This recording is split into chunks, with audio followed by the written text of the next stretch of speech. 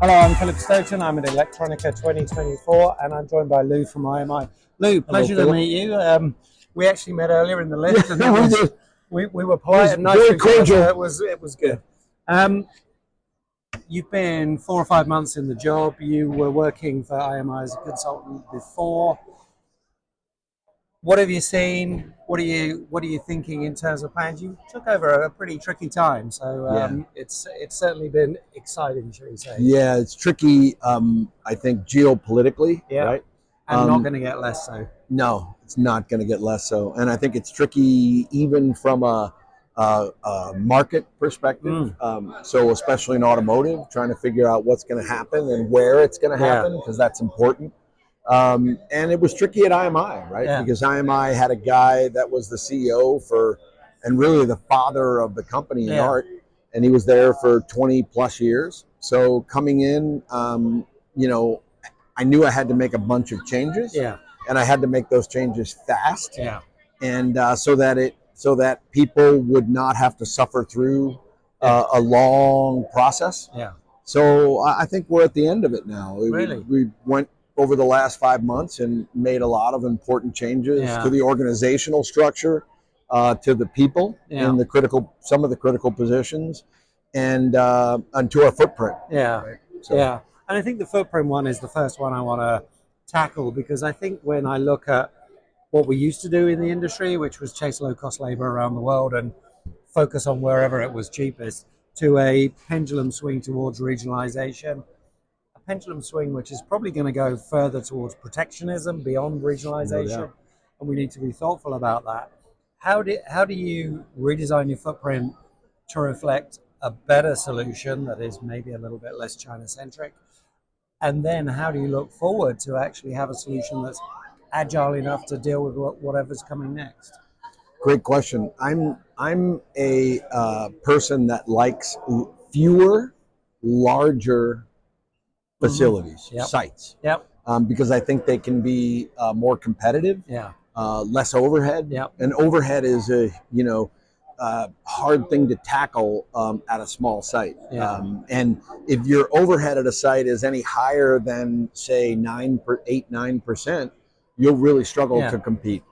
So and as you mentioned, freight rates, they went from the Long Beach Container Index out of Shanghai went from $1,500 sub 2,000 to 15,000 COVID. Now it's 15,000, went up 10x, right?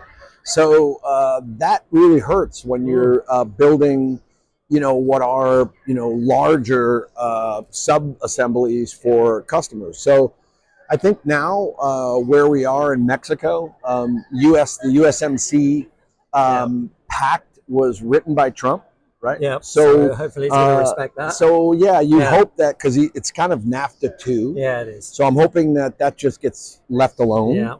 And so our facility in Mexico is in really good shape now. We've got a new management team there. We have almost 40% open capacity, which we're going to use to field a lot of new inquiries. Since this situation, the election last week, we have gotten more inquiries from customers who are in the other classifications, tariff classifications, that with China, that were in the 5%, 7.5%, and 15%, not 25%. 25 or 60%. I mean, I think the first day maybe that Trump takes office, he'll push those other categories and the exemption categories to 25. And so all of those businesses that have products in those categories will need to get out of China. So I'm looking forward to that, certainly in Mexico, and then I think the nice thing about Mexico is the location to the final customer. We still do have to bring in a lot of product from Asia. For the bill of materials. Just because it's hard to find as competitive a source in North America. And I would tell you that the other site we have is the Philippines, which is another really good option for customers. Really, really competitive labor rates globally. really great, well-trained staff. Yeah. Language. Yeah. Everybody speaks English in the The Philippines. talent pool is really good in the Philippines. It's really good. Young. It's young and it's energetic, Yeah. and they are resourceful. This is my first time doing business in the Philippines, being there with a site, and I am so pleasantly surprised in that. And then, lastly for us is Eastern Europe. Yeah. And our sites in Serbia and Bulgaria are probably our best operating sites. Yeah. They do a fantastic job. Our customers, if you look at customer satisfaction, our customers in Europe are happier with our sites in Europe than we enjoy in any other region. Yeah. So now I haven't talked about China. Well, I was coming to that. Are we downsizing in China? Are we looking at China for China only? Or yeah, I mean, we're downsizing in China, but the amazing thing, our sites in China, we have 4 of them, are run by some great people that work their cans off and get the job done really well. But there's just too much asset chasing too little business, right? So the price points now are terrible, especially for SMD, business. So SMT, Wave, any kind of final assembly, really hard to compete there now. So really, we're going to probably take 40% of our footprint out there over the course of the next 6 months. And then I think you'll see with those changes kind of all made, we're closing down our U.S. facility. And the reason we're doing that is I just don't see an ability to compete with Mexico from the U.S. And we don't quite have a large enough facility in the U.S. for it to really make sense. I think the players that have really big facilities in the U.S. now and have the potential to get bigger, I think they have a play. Especially with the aerospace and other domestic businesses that require you to build in the U.S. But I'm still bullish on Mexico. And I think Mexico can be a really great place. And we have both plastics. We have both mechanical and electrical in Mexico. So it gives us kind of a leg up where we can do, connectors. We can do metal stamping. We can do plastics. And then we can do the traditional SMT through hole and box build. Yeah, I was in your Guadalajara facility, I guess last spring, and impressed by what was going on there. And I think Philip had first come over from China and was kind of shaking things up there and really making them much more efficient. So there was a move in the right direction. And I have to say, what you're doing with the footprint is exactly what I would see as the changes that needed to be made. We needed to take 2% of our overhead, and at a $1 billion plus company. Removing 2% of your overhead is hard, right? Because you have to start cutting into some muscle. It's not all fat. So, but those tough choices have been made. And that process has been and we're done, through it. And you're through it, and you're looking forward. So when you look at 2025, and as I mentioned, I think there's that requirement to right size and balance your footprint, but there's also the requirement to make that footprint a little bit more agile for the future, because we don't know what tariffs are going to come along. We don't know what trade wars are going to happen. We don't know what China's relationship with the rest of the world is going to be on an ongoing basis. How do you create something that's more agile, and what are your expectations in 2025? What are the other maybe tweaks that you need to make now you've made those big changes? So I think the other, big tweak we're making isn't so much about the footprint or changing the footprint going forward, because I think our footprint that we have now will be the footprint we'll stick with for the next 5 years.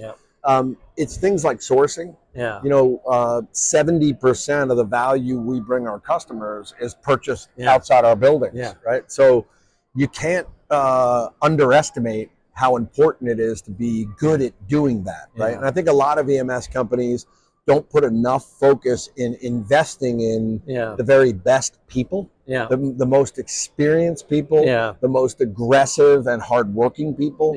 So we've really rebuilt our sourcing organization.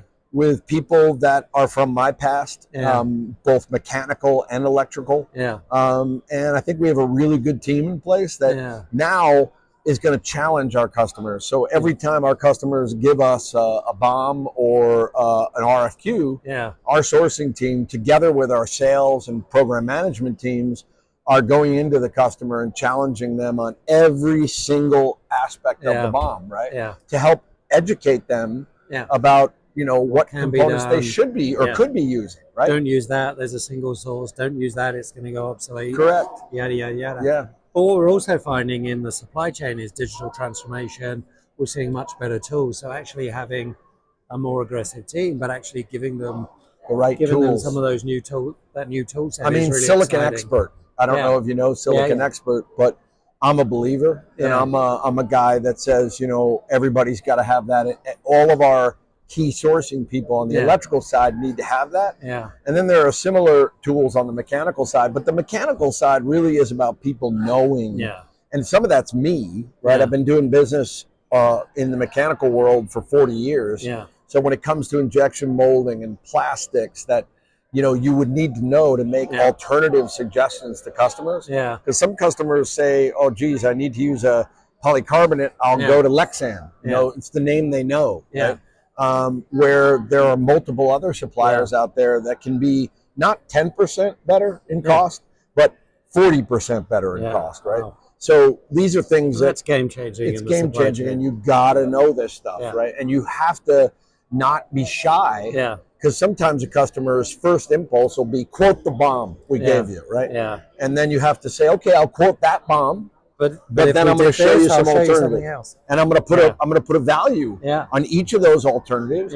And look, that's how you make money in this business. You don't make money in the value add necessarily, and that's how you keep customers, because customers love it. When you help them reduce their overall cost, not just that 30% value add, but the 70% material. And Lou, if you can, on top of that, if you can mitigate risk, you can show them a better, more reliable, more sustainable supply chain. You can cut down costs of logistics. You can add huge amount of value there. You're absolutely right. I always think you have two jobs as an EMS company. You're making stuff for them. That's kind of a given. That's a bit of a me too. But you're managing their supply chain. You're managing all that material complexity. And that's the big skill of the EMS industry. Oh my gosh. And planning, if I can also add, while there's, this whole sourcing side of it, then there's the customer service, planning, buying side of it. And oh my gosh, that is a challenge. And in the world we just left, which was this NCNR, no cancel, no change, edicts that came from, oh my gosh, 2 years. And that has wreaked havoc on the inventory and inventory management. Because how can you forecast 2 years? You can't. None of our customers can predict. And whatever they were telling you was clearly wrong. No, look at us, right? So we're really in a place. One of the things that I've been trying to get together with the other CEOs at EMS companies is to say, hey, let's band together, especially the mid-sized guys, and pool our inventory and make that inventory available to each other. The inventory overhang, from different sites. Because if you look at somebody like Foxconn, they're so big that they can trade amongst themselves with all the different business they have. Well, ourselves, somebody like Benchmark, somebody like SMTC, all these mid-range guys have to be able to get together and be able to sell off excess inventory. So this is something that's in the works. It makes perfect sense, doesn't it? You've probably got an inventory overhang on something they've been searching for and they can't find. Correct. Did you come in with a big inventory issue that you had to manage? I did. You managed to get knock the top off of that? That is something that's on my mind every day. It's a work in progress, and it's something that is always a give and take with the customer. Customers don't want to accept that they have liability for it. We don't, as an EMS middleman, want to accept that liability. So there's a little bit of give and take. There's a bit of tension there, isn't there? There's a little bit of tension there. I think what also happened in the supply chain issue is the EMS industry broke some of those relationships with component distribution. It felt like component distribution was enjoying the crisis and perhaps making a little bit too much money. And in some cases, the IC companies selected one distributor. They had an exclusive distributor, and then you're stuck having to buy that specified component from one source. Yeah, from one source. And that doesn't make any sense, does it? No. So I think there's some repair needed to be done there. So, one of the things that you're going to need to do, or hopefully you've already started doing, is kind of thinking about that supply side of the supply chain. How do you build new good relationships with distribution? How do you get value from them? 20 years ago they were a bank and a warehouse. Now it's something completely different. They have to show us value again, I think. Yeah, they have to show us value, and that I think means helping with cash flow, because all of our customers are pushing us for more terms. You're just getting squeezed in the middle, and then distributors don't want to provide terms. And as distributors get bigger and have more power, then it gets harder to push them. So now what we have to do is go find smaller distributors that are aggressive. Yeah. And then sometimes that means we have to push our customers hard to choose different parts. Yeah. Because sometimes the part that the customer wants is only available at one or two distributors, right? Yeah, so there's a lot of that. And I think there's also a lot of, with this geopolitical thing happening, right? There's a lot of changes, I think, coming in the semiconductor and IC world, right? Where the East is now producing some pretty competitive, pretty compelling silicon and IC and passives and discretes. Yeah. So that are really competitive. Yeah. And I think if the West isn't very careful, attentive, they're going to find themselves in a tricky position in a few years. Yeah. So, and that's important to us to promote. Yeah. If the Western companies aren't going to be more flexible in their terms. Yeah. I like what you're doing with the business. I like what you're doing with buddying up with a few other companies to actually create some scale that's going to give you some additional value. Keep doing what you're doing. Keep talking to us, because I think it's exciting times ahead for IMI, and thanks for coming by. Thanks for having me. Thank you.